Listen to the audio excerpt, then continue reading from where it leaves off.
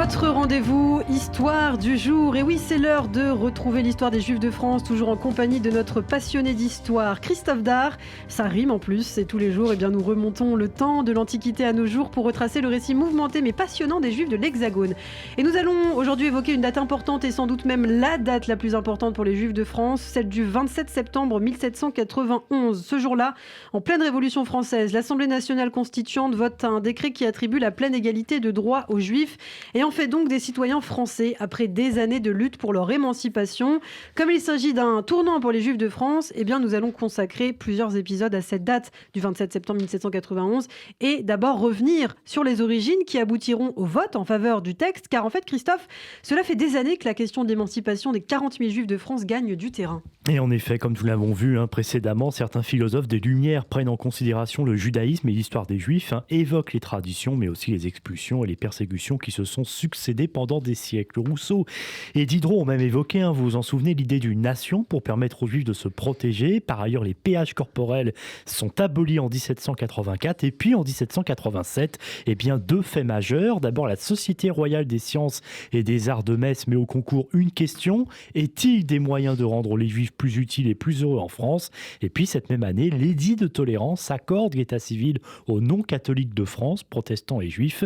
Mais plusieurs parlements, comme celui de Metz, y ajoutent une clause qui exclut les Juifs. À Strasbourg, le péage corporel, lui, est toujours en vigueur. Donc preuve, vous voyez, il y en a que même si les choses bougent, il y a encore beaucoup de choses à faire sur ce chemin de l'émancipation.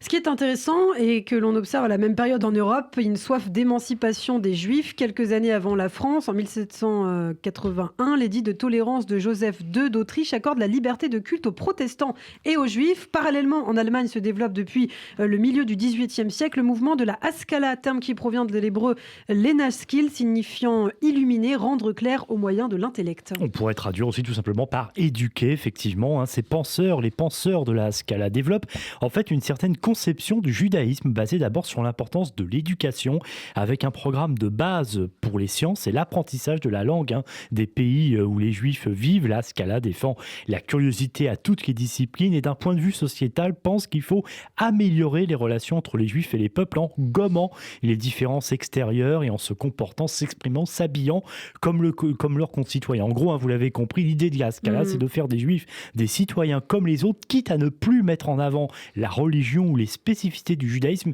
une forme donc d'assimilation, pourrait-on dire, qui sera d'ailleurs critiquée et remise en cause, interprétée par certains comme la perte de l'identité juive, notamment au cours du 19e siècle. Et la figure centrale de ce mouvement de la Haskalah est le philosophe allemand Moses Mendelssohn, dont l'influence sera importante pour des générations de Juifs européens quand même. Effectivement, et français notamment, né en 1729, qui est éduqué par son père et un rabbin local, et puis il apprend en fait en autodidacte et la philosophie, les mathématiques, le latin, il s'intéresse à tout, il maîtrise plusieurs langues, le français, l'anglais notamment, et puis en 1763, il vit à Berlin. Alors Berlin, c'est vraiment la capitale de la Haskalah, et c'est là qu'il remporte le prix de l'Académie de Berlin pour un essai sur les applications des preuves mathématiques à la métaphysique. Et son érudition, ses écrits et ses multiples rencontres lui permettront d'être très respecté. Et oui, il reçoit le statut de juif protégé extraordinaire par le roi de Prusse, c'est quand même un sacré honneur. Et puis il est aussi ami d'un autre philosophe, Emmanuel Kant. Ça nous rappelle nos souvenirs de cours de philosophie. En Hippocagne notamment, mais aussi en terminale. Kant, c'est très très important. Une œuvre pléthorique laissée par Mendelssohn, par exemple une traduction de la Torah en allemand ou aussi du Pentateuque. Et puis Moses Mendelssohn, d'ailleurs été, et ça c'est quand même un sacré honneur, qualifié par certains comme le troisième Moïse, après bien sûr le Moïse de la Bible, et puis aussi Moïse Maïmonide, ce rabbin séfarade espagnol de la seconde moitié du XIIe siècle.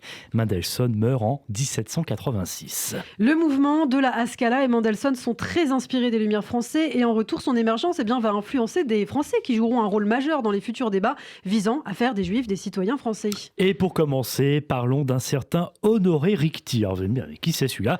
C'est le comte de Mirabeau. Et oui, le fameux comte de Mirabeau qui sera au début de la Révolution française un excellent orateur, peut-être même le meilleur d'ailleurs de tous à ce moment-là.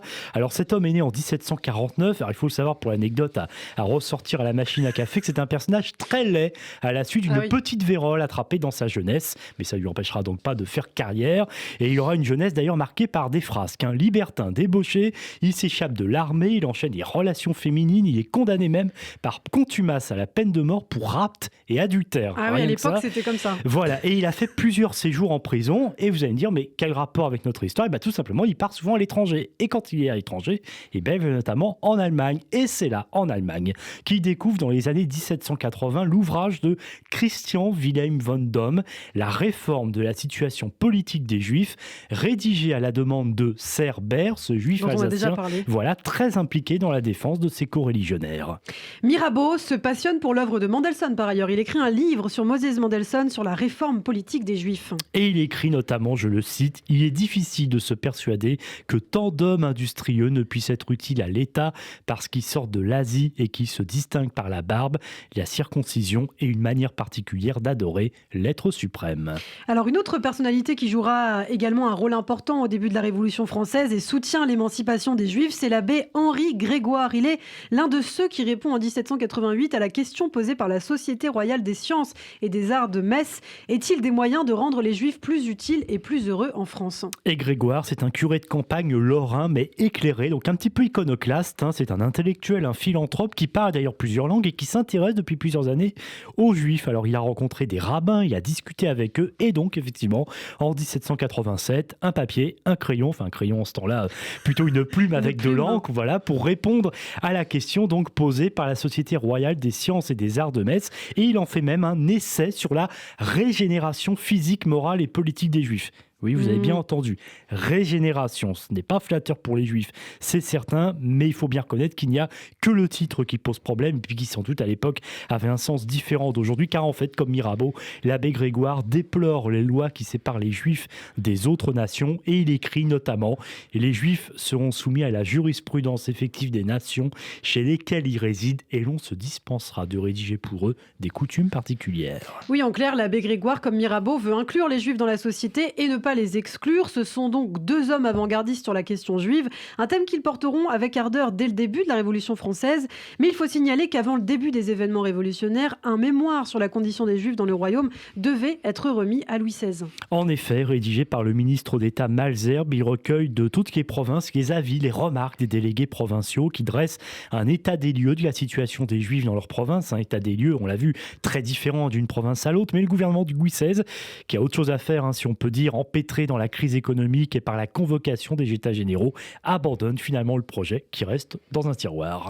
Vous parliez de la convocation des États généraux, Christophe. Cela va susciter un espoir chez certains Juifs, surtout ceux de Bordeaux, je crois, plus riches et mieux intégrés que les autres communautés juives du royaume. Et oui, ça y est, on arrive presque de plein pied dans la Révolution française. 4 délégués juifs, effectivement, sont nommés à Bordeaux. L'un d'eux, c'est David Gradis, de cette famille qui a joué un rôle important dans le commerce bordelais au cours du XVIIIe siècle et qui est l'un des 90 électeurs de la cité girondine. À Bayonne et dans les provinces de l'Est, les Juifs participent à la rédaction des cahiers de doléances et au vote de leurs représentants aux États généraux. Et voici d'ailleurs ce qu'écrit justement l'abbé Grégoire à un Juif de Metz, je le cite, « Ne devriez pas vous concerter avec d'autres citoyens de votre nation pour réclamer les droits et les avantages des citoyens plus que jamais. Voici le moment. » Une question pour le moins prémonitoire. Merci Christophe Dard pour ce nouvel épisode de l'histoire des Juifs de France. Toujours très intéressant. Christophe, vous avez l'art de raconter l'histoire, vous le savez ça. C'est très gentil, je vous en remercie. Et au prochain numéro, nous continuerons à parler justement du décret d'émancipation des Juifs voté en 1791, plus précisément